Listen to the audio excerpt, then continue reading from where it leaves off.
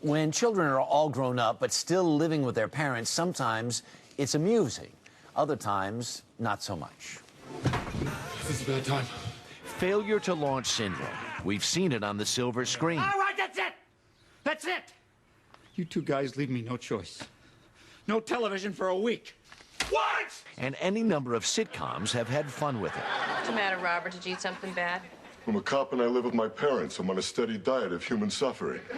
Cohabitating with mom and dad is no laughing matter. Some say it's a growing epidemic.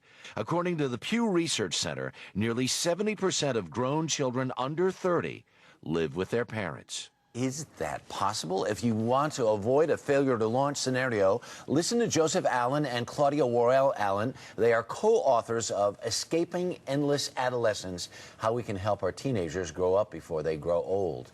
And they are the parents of 3 teens, right? Yes. Good morning. Thanks very much for being here. 70%, that's a crazy number that sounds... It almost sounds impossible. Does that ring true with what your experience? Absolutely, and we're finding that young people, well after college are counting on their parents, not just for financial help, but young people say they're getting help with domestic chores on a monthly basis. They're just simply not moving. So mom's doing their laundry too, along with living in the basement or whatever else. Money. And what's wrong with this picture? Well, we call it the nurture paradox. And that's the idea that parents have this strong, biologically hardwired instinct to nurture our offspring as much as possible. And, in previous generations, limited time and resources kept that in check. Right. But now we're seeing parents who are focused in an almost unlimited way on nurturing their own offspring. And that may be okay with young kids, but with teenagers, it totally backfires. Because in your book, you go back a couple generations, it didn't happen at all.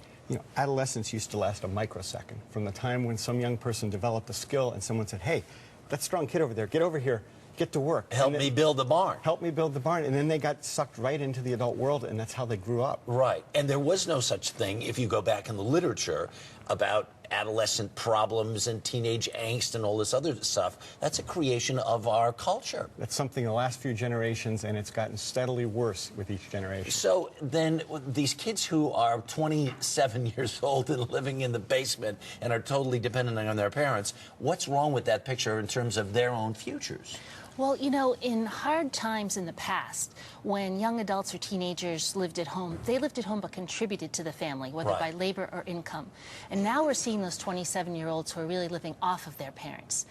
And that doesn't teach them anything about becoming self-sufficient, whether it's doing your own chores or getting your own job. And that's where they need to go. I just need a couple tips then for parents if they find themselves even in the neighborhood of this situation. As a father, what do you need to not be doing to make sure that this doesn't happen to your kid? Well, Harry, we dads are often the fix-it people in our teens' lives. Everything from car repairs to computer problems.